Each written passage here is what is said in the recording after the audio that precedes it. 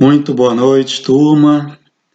Então, sejam bem-vindos a mais uma aula de Fundamentos da Administração e hoje o tema da nossa aula é processo de planejamento.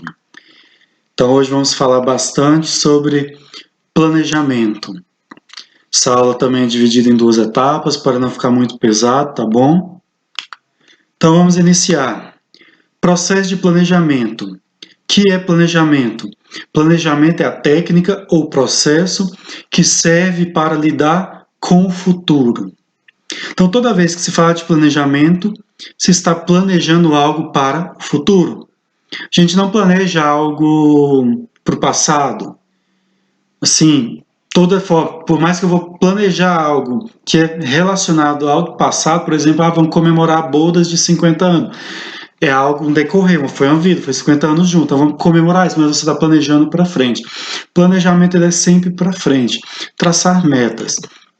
Então, temos aqui uma frase famosa de Peter Drucker, que vai dizer: a melhor maneira de prever o futuro é criá-lo. E como que a gente cria o futuro? Planejando. É planejando ou empurrando com a barriga, mas nós que estamos aqui estudando, aprendendo, buscando, nós criamos o nosso futuro com planejamentos. Então aqui agora nós temos algumas definições de planejamento. Planejar é definir objetivos ou resultados a serem alcançados, é definir meios para possibilitar a realização de resultados, é interferir na realidade para passar de uma situação conhecida a outra situação desejada, é tomar no presente decisões que afetam o futuro para reduzir sua incerteza. Então, esses são alguns dos conceitos sobre planejamento. É muito claro, então não vou estar adentrando cada um deles, porque é bem claro o objetivo dele, então. É você traçar metas, objetivos para algo do futuro, algo que você tem em mente no futuro. Você toma decisões hoje. Então, nós temos algumas atitudes em relação ao planejamento. Então, as atitudes, elas podem ser proativa ou reativa. Como funciona cada um, então? Atitudes proativas. Então, a forças que impulsionam e desejam a mudança. Então, aquela pessoa que tem um desejo de mudança, a pessoa proativa. Então, o planejamento, ele não espera as coisas acontecerem, ele está em busca, ele está criando o seu futuro. Então, ele se impulsiona, ele deseja mudança, tem um espírito renovador, capacidade de adaptação a novas situações, antecipação de novas situações. Tudo isso são reações proativas. Já ao contrário, as reativas. Então, proativa é tudo aquilo que eu estou em ação, eu estou me antecipando. Reativo, eu estou reagindo. Então aí o nome você já vê que não é tão legal, porque eu estou reagindo. Então eu não estou criando um futuro, eu estou reagindo ao que está acontecendo. Então nós temos aqui forças que desejam e preservam a estabilidade. Então a gente, no meio de mudança, a gente quer continuar estável. Apego às tradições, espírito conservador, incapacidade de adaptação a novas situações. Qual dos dois é melhor? O equilíbrio.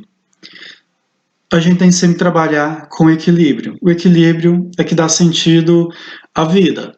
Então, o veneno na dosagem certa é remédio, na dosagem errada te mata. Então, tudo tem que ter um equilíbrio. Se alimentar, você pode comer coisas boas e coisas ruins. Tudo depende da quantidade que você come. Se você come muita coisa ruim, a chance de você ter problemas futuramente é muito grande. Se você só come coisas muito boas, você também tem chance de ter problemas futuramente. Então, tem que ter um equilíbrio. Porque, por exemplo, a taça de vinho por dia faz bem para o coração, mas o excesso dela faz mal. Então, precisamos trabalhar esse equilíbrio. Então, aqui, eu não posso nem ser só proativo e nem ser só reativo. Eu preciso ter um equilíbrio dos dois. Porque vai ter horas que eu preciso querer mudar, mas eu preciso ter na minha equipe pessoas mais estáveis, que é aquela que vai botar o pé no freio, controla, segura. Aquela pessoa que é renovadora, quer mudar tudo, mas aquela que quer manter um pouco a tradição, porque a gente precisa, nós estamos estudando aqui a tradição, coisas antigas da administração, a gente estudou nesse decorrer do ano aqui de 2020. Então, a tradição ela é importante também, tem que ser mantida também. Só que você também não pode ficar apegado às tradições e não querer mudar, não querer renovar o espírito conservador. Então, aqui eu quero dar um exemplo para vocês. Tem um palestrante bem famoso, coach, que é Tony Robbins. E ele relata um testemunho que ele tem uma empresa, que na empresa dele tem alguns sócios. Daí, assim, eu não lembro a quantidade certa, mas vou chutar aqui que ele tinha 5 sócios. 4 desses sócios eram proativos e um deles era reativo.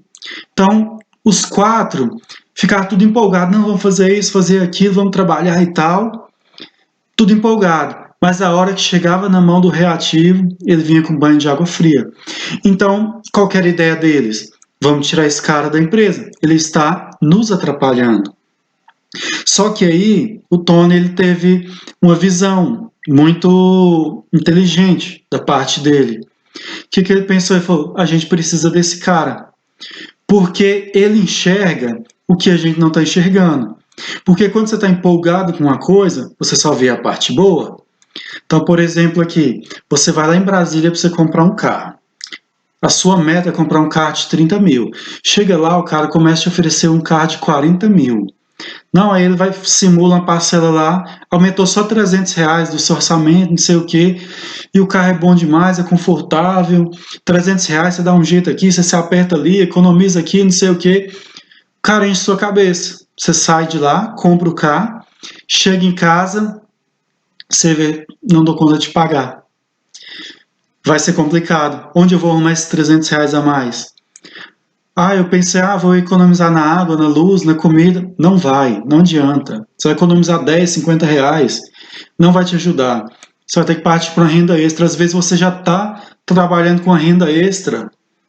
Você vai ter que arrumar outra renda extra. Você vai acabar tendo que vender o carro, devolver o carro.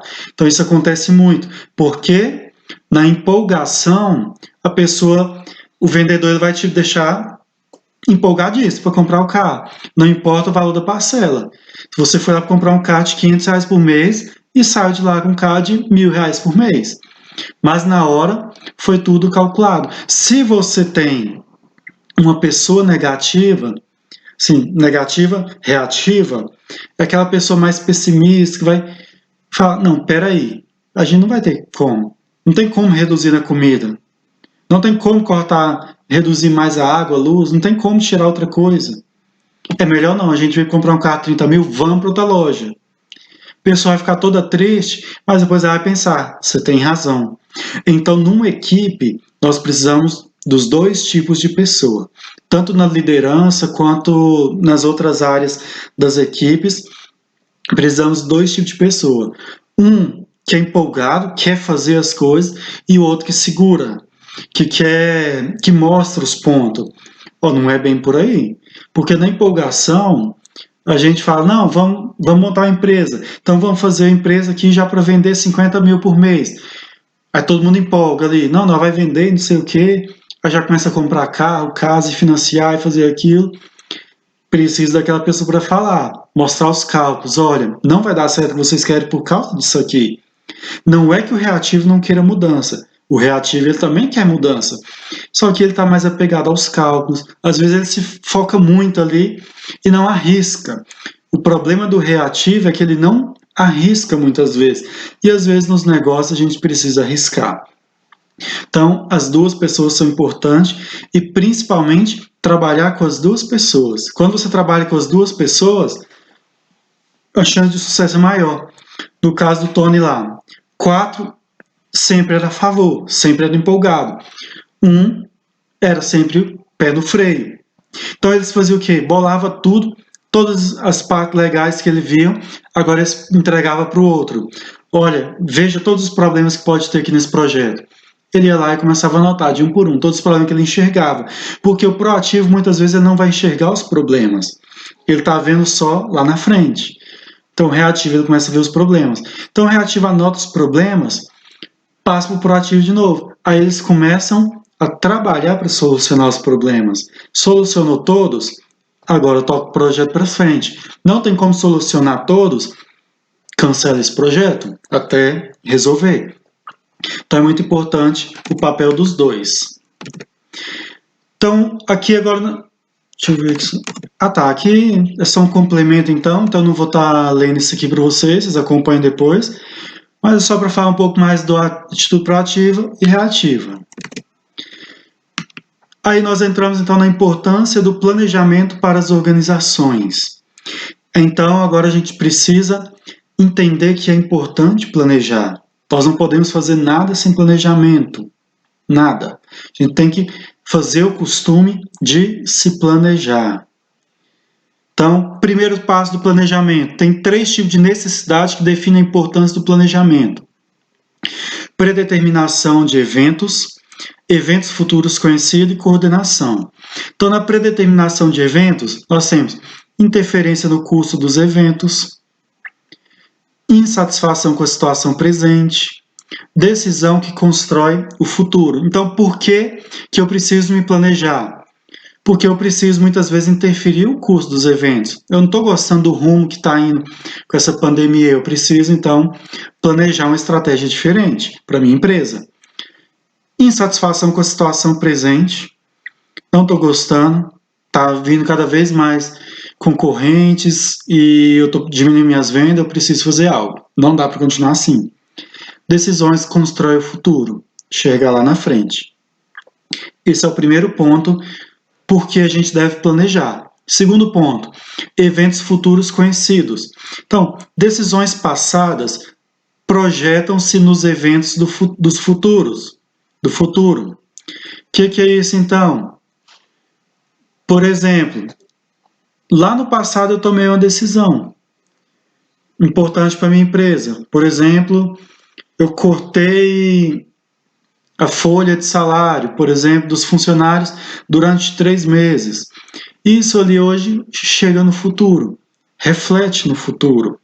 Reflete de forma positiva ou negativa. Os funcionários podem lembrar daquilo ali como situação ruim, por exemplo, agora na pandemia.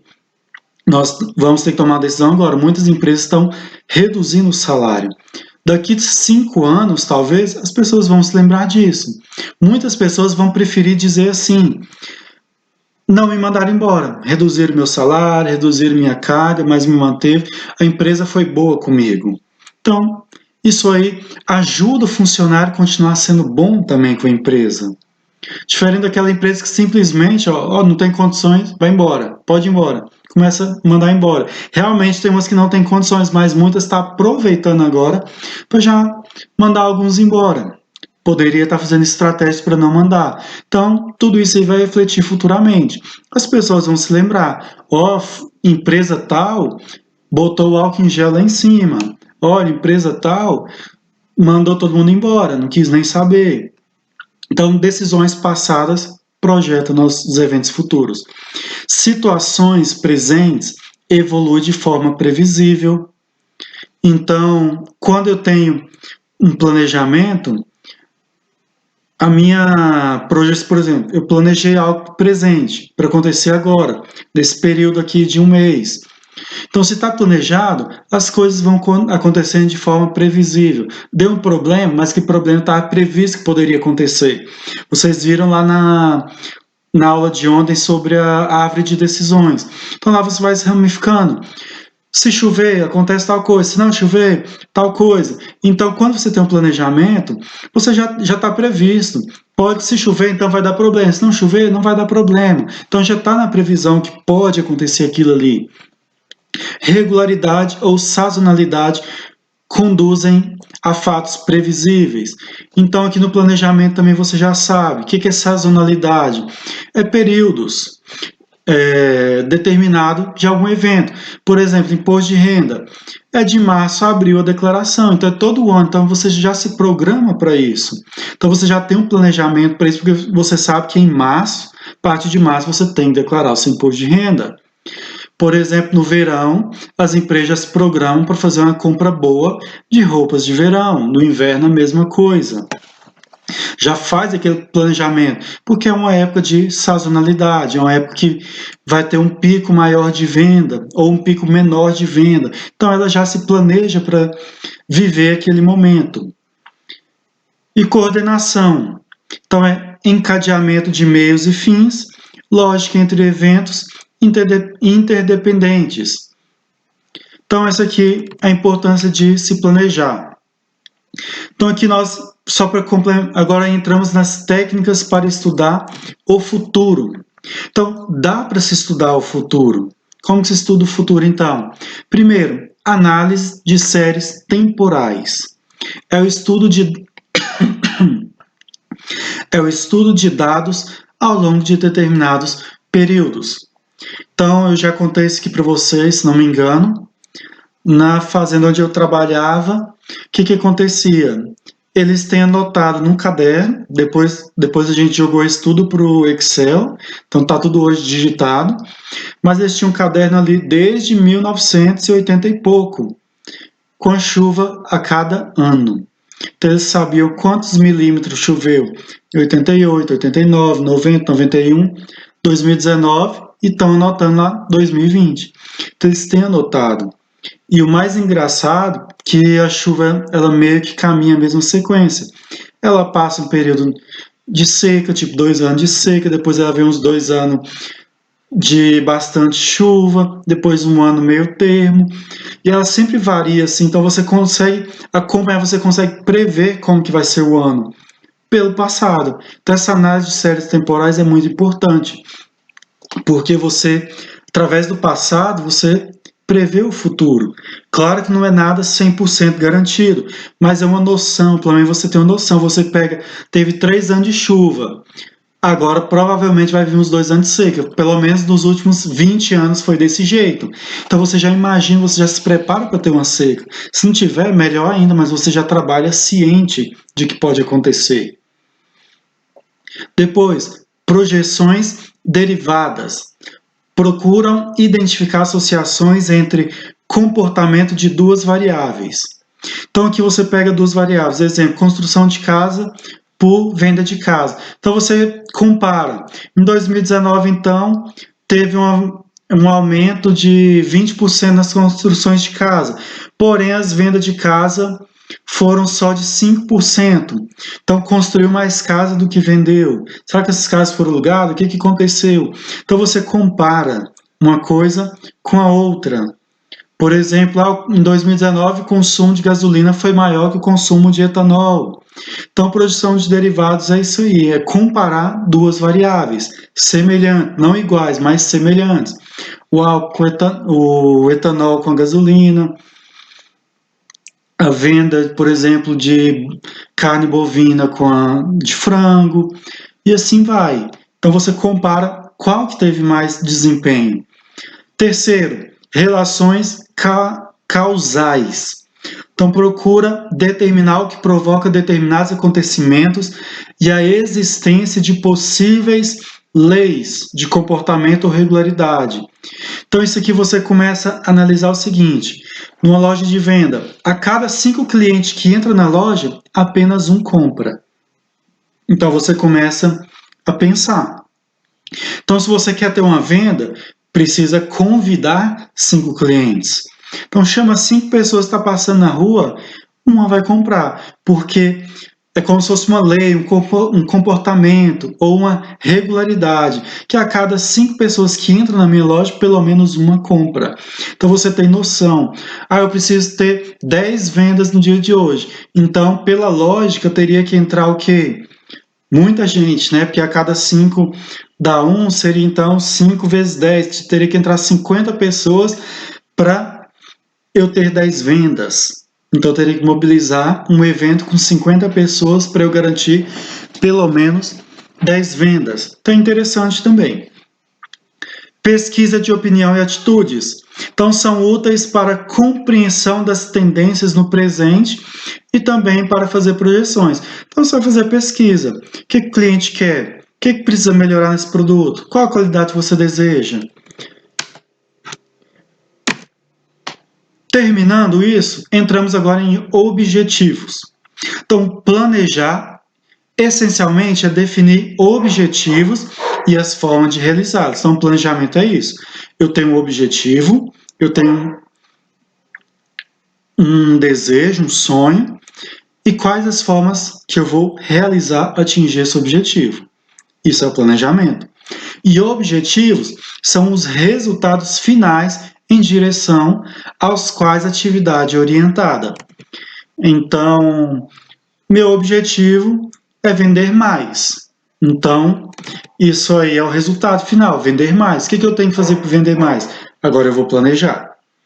Vou traçar estratégia. Dentro dos objetivos agora, duas coisas movem eles: forças internas e forças externas.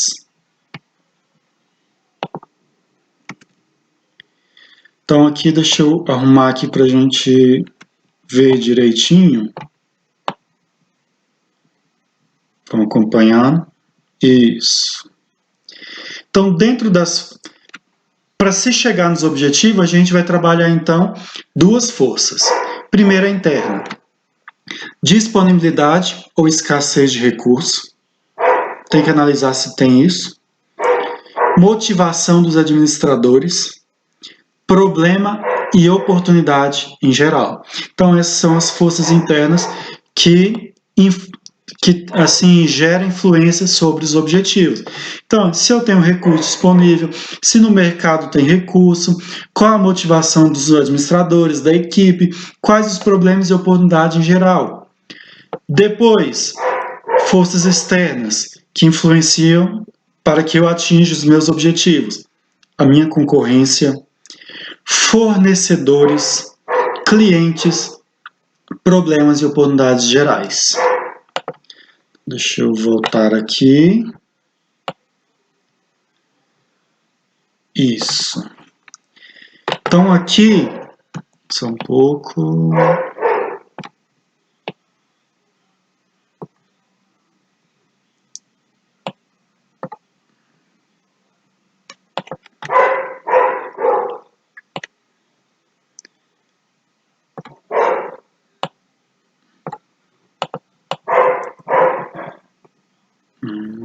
Deixa eu só ajustar aqui, um minuto.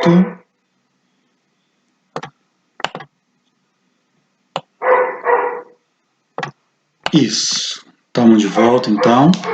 Então, as forças. Essas forças vão interferir nos meus objetivos. Ah, eu quero ser um hotel 5 estrelas. Tá. Mas e a minha concorrência? Para eu ser 5 estrelas, primeiro eu preciso ter cliente. Então, os clientes estão indo? Como está a concorrência? Está tomando os meus clientes? Fornecedores que me forneçam boas qualidades? Minha equipe está motivada? Eu tenho produto suficiente? Então, tudo isso aí influencia. Tipos de objetivos. Então, nós temos alguns tipos de objetivos. Eles podem ser gerais, específicos, missão, explícito, implícito, objetivos principais e em hierarquia de objetivos. Então, o objetivo geral é aquele objetivo bem amplo, bem vago, que é o objetivo básico ali. Por exemplo, uma empresa de eletrônicos aí, uma empresa tipo a Magazine Luiza. Ela está com um objetivo para esse mês, que é vender mais. Qual é o seu objetivo geral? Vender mais. Agora, o específico, como vai ser essas vendas? Então, em geral, é assim, é vender mais, construir uma casa. Então, isso aí são objetivos específicos, aquele objetivo, quer dizer, são objetivos gerais, aquele objetivo que não é tão específico, é algo assim muito aleatório, que tem várias possibilidades. Então, no objetivo específico, você já começa a especificar a forma que você quer.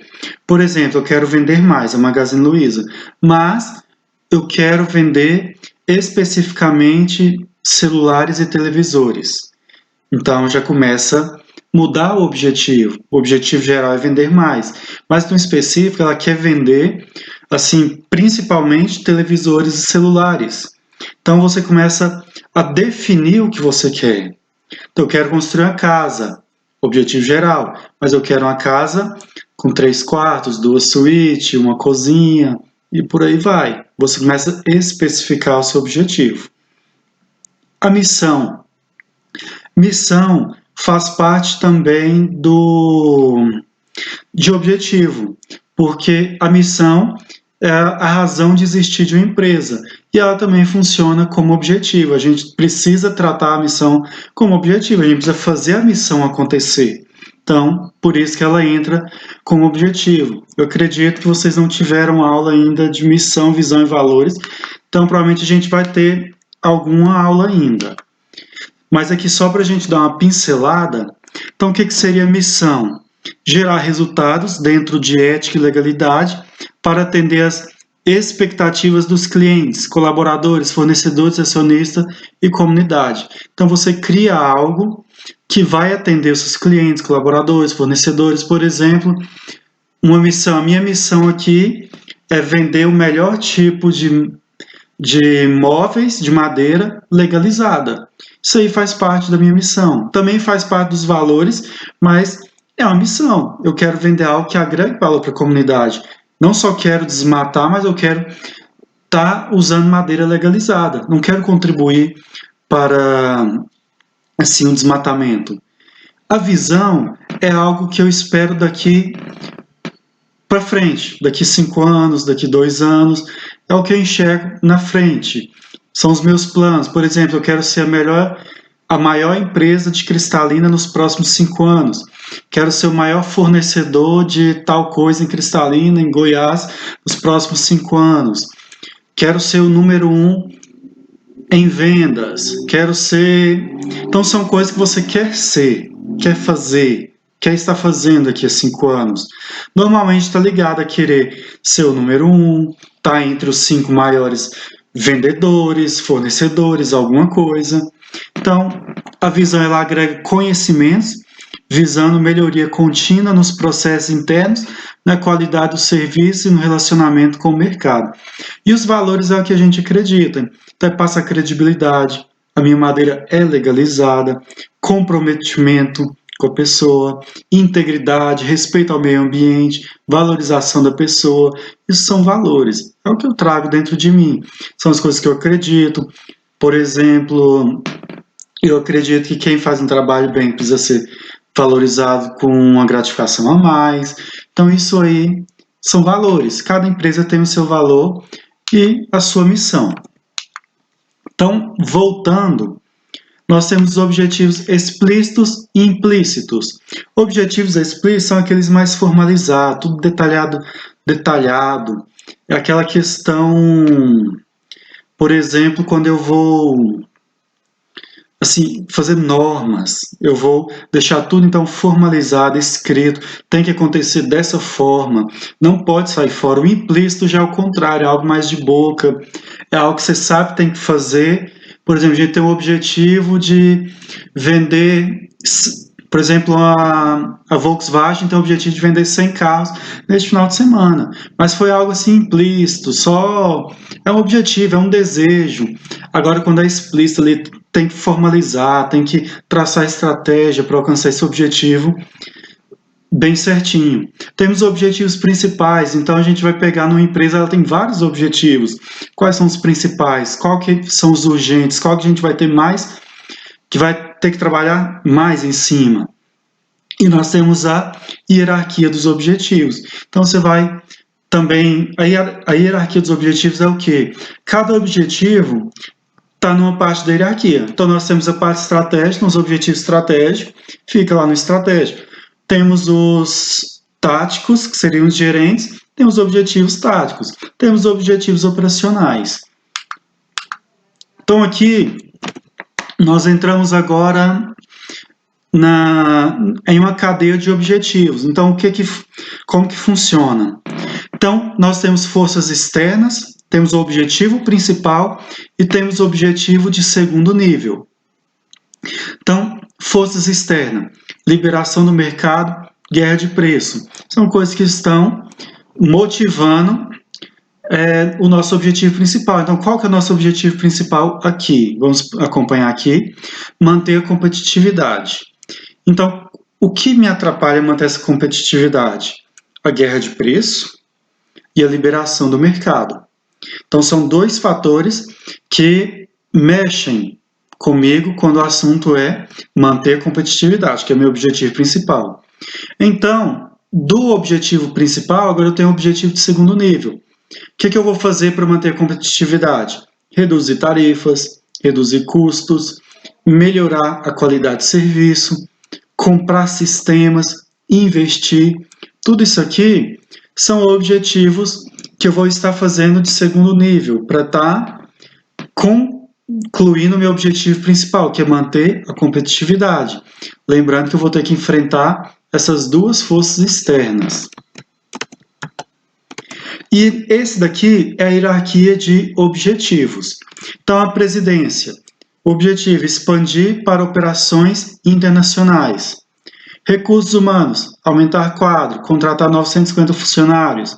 Operações: iniciar operações internacionais, inaugurar novas linhas. Então, você começa a separar os objetivos hierarquicamente. Então, cada setor é responsável por uma parte dos objetivos. Então, aqui nós temos uma frase para nós refletirmos, dar uma pausa nessa aula. Se exagerássemos nossas alegrias, como fazemos com nossas dores, nossos problemas perderiam peso. Então, que a gente possa colocar mais alegria no nosso dia. A gente está vivendo tempos muito difíceis, realmente, muitas pessoas desanimadas, mas que possamos colocar mais alegria no nosso dia. Isso reduz o peso sobre nós. Então, até o próximo vídeo, até a próxima aula.